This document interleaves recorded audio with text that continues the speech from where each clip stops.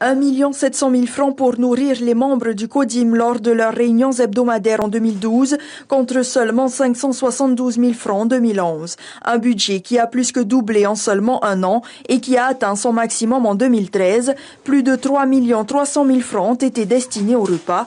Les maires des Marquises doivent apprendre désormais à maîtriser leurs dépenses de réception. Effectivement, lorsqu'on organise une réunion au siège de la communauté de communes, c'est 15 élus communautaires, c'est 3 jours d'affilée. Vous estimez donc le montant à chaque fois. S'ils savaient que des réunions se passent 4 à 5 fois dans l'année et que de surcroît on invite aussi les autorités du pays ou de l'État, donc cela justifie ces dépenses. L'autorité relève également des frais de transport onéreux dont bénéficient les 15 membres du conseil communautaire. Ils coûtent en moyenne 8 millions de francs par an au CODIM et liés au coût élevé des transports interinsulaires assurés par bateau et avion.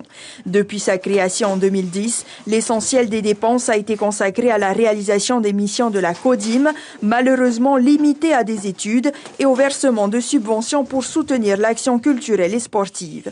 La faute au gouvernement, dit le maire de Ouapou, qui tarde à transférer les compétences nécessaires au développement des îles Marquises.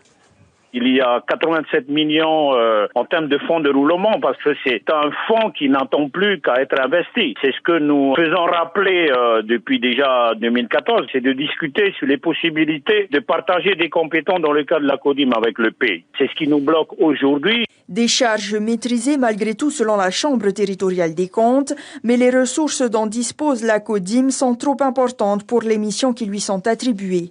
Sans évolution radicale de son statut, la communauté de communes des îles Marquises risquerait de voir son budget annuel considérablement réduit par l'État.